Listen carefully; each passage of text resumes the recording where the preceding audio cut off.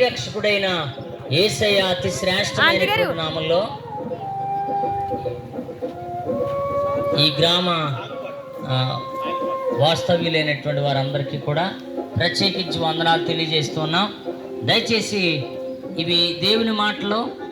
చాలాసార్లు చాలా మాటలు విన్నా కానీ ఆ మాటల వల్ల మనకు పెద్ద ప్రయోజనం ఉండదు. కానీ దేవుని మాటలు మనకి ఎంతో విలువను అలాగే మనకెంతో ప్రయోజనాన్ని కలిగిస్తాయి.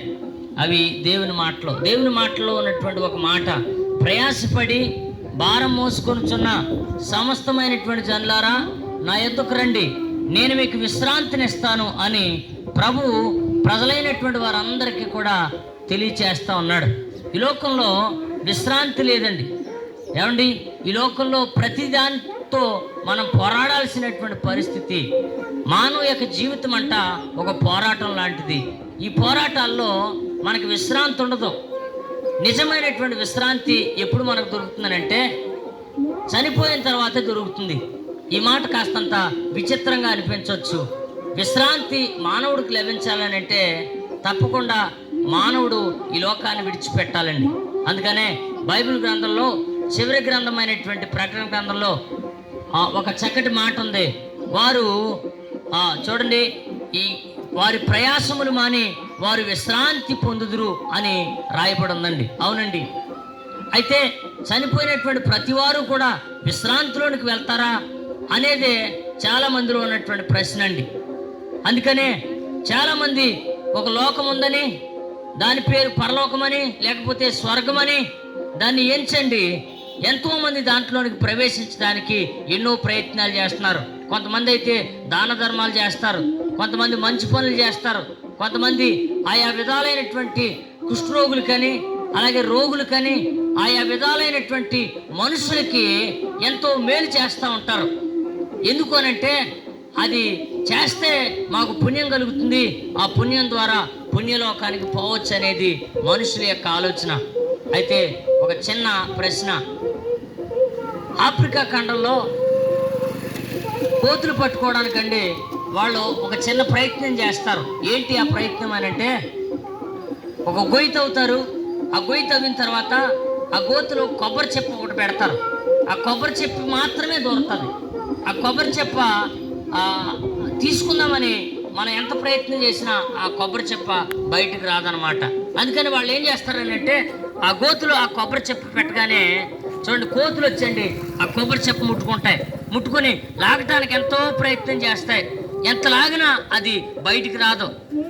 చేయంత కొట్టుకుపోతున్నా అది లాగటం వదలదు. పైగా అక్కడ ఉన్నటువంటి ఆ ఆఫ్రికా జనులు వాటిని వేటాడడానికి వచ్చి వాటిని పట్టుకోవడానికి ప్రయత్నం చేస్తున్నా కానీ అవి బెదరకుండా ఏదోలాగా ఆ కొబ్బరి చెప్పు పట్టుకుని బయటికి తీసి నేను తినాలనేటువంటి ఆతృత ఉంటుందండి. అలాగే చూడండి, మానవుడు కూడా ఈ లోకంలో పాపాన్ని వారి జీవితంలో పెట్టుకుని పాపం చేత వారు ఆయా విధాలైనటువంటి ఆ దుర్మార్గాలకు పాల్పడండి. చివరికి ఏదో ఒక పుణ్యం చేస్తేనో లేకపోతే ఏదో మంచి కార్యం చేస్తేనో లేకపోతే ఏదైనా ఎవరికైనా మేలు చేస్తేనో నేను పుణ్యలోకం పోతాననేటువంటి ఆలోచన చాలా మందిలో ఉందండి. కానీ దేవుని బిడ్డలారా ఆలోచించండి, పాపం ఉన్నంతకాలం మనుషుడు ఎన్నడూ కూడా ఆ పుణ్యలోకానికి చేరుకునేటువంటి ప్రసక్తి లేదండి. అందుకని ఆ పాపం పోవాలి. ఆ పాపం పోవటానికే 2024 సంవత్సరాల క్రితం సాక్షాత్తు సృష్టికర్త అయినటువంటి దేవుడు మనుషుల కొరకు ఈ లోకానికి వచ్చాడు. పాప నివృత్తి చేయడానికి, పాపానంతటినీ కూడా తొలగించి మానవుల మీద ఏలుబాటు చేస్తున్నటువంటి ఆ పాపాన్ని తొలగించి మానవుణ్ణి పునీతిని చేయాలనేటువంటి ఆలోచనతో దేవుడి లోకానికి వచ్చాడండి. రావటమే కాదు, మనుషులందరి కొరకు తన ప్రాణం పెట్టి పాప ప్రాయశ్చిత్తార్థమై తన రక్తాన్ని చిందించి మనుషులకు రక్షణ అనుగ్రహించాడు.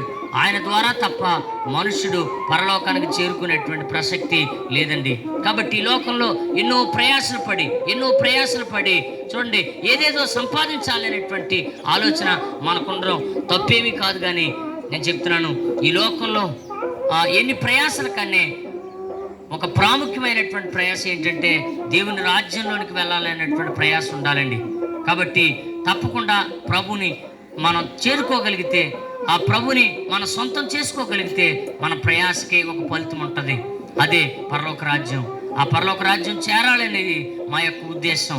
కాబట్టి దేవుడు మిమ్మల్ని ప్రేమించి మాటలు చెప్తున్నాడు. ఈ మాటలు మీ హృదయంలో దాచుకోండి, తప్పకుండా మీరు రక్షించబడతారు. దేవుడి మాటలు దీవించును గాక. ఆమేన్.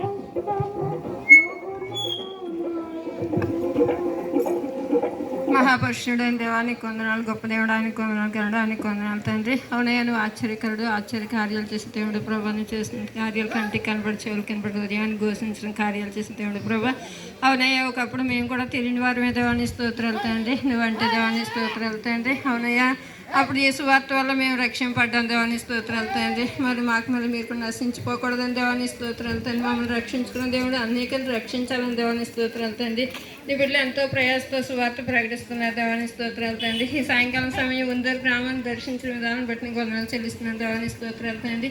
అవునే, ఈ బిడ్డలు ఈ మాటలు ఏ బిడ్డలకు అయితే అవసరమని పెరిగిన దేవుడు దేవాన్ని స్తోత్రాలు తండ్రి. ప్రతి హృదయాన్ని తట్టండి ప్రభు, తాకండి దేవాన్ని స్తోత్రాలు తండ్రి. అవునే, నెమ్మది లేక, శాంతి లేక, సమాధానం లేక ఎంతో మంది నశించిపోతున్నారు నాయన.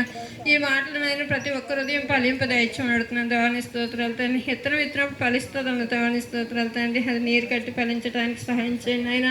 మీరే ఆత్మకార్యం చేయండి, అద్భుతించండి దేవాన్ని స్తోత్రాలు తండ్రి. ఈ లోకంలో సర్వం సంపాదించుకొచ్చాము కదా దేవాన్ని స్తోత్రాలు తండ్రి. నిత్య రాజ్యం సంపాదించుకోవాలంటే నీ వద్దకు రావాలి కదా ప్రభా. అవునైనా తండ్రి, అందరినీ పుట్టించిన దేవుడు, పోషించే దేవుడు నువ్వే కదా దేవాన్ని స్తోత్రాలు తండ్రి. ఏది మేలో ఏది కీడో తెలియని పరిస్థితిలో ఉన్నారు ప్రభా. ఇది మేలైన మార్గం అని తెలుసుకుంటానికి సహాయం చేయండి, కృప చూపించండి నాయన. తండ్రి, నీ బిడ్డల ప్రయాసం వ్యర్థం కాకుండా సహాయం చేయండి. ఎత్తబడ్డ వాక్యం ఫలింపదయచేయమని సహాయం చేయమని, నా చిన్న ప్రార్థన పాసన చేర్చుకోమని యేసునామమున వేడుకుంటున్నాను తండ్రి. ఆమేన్.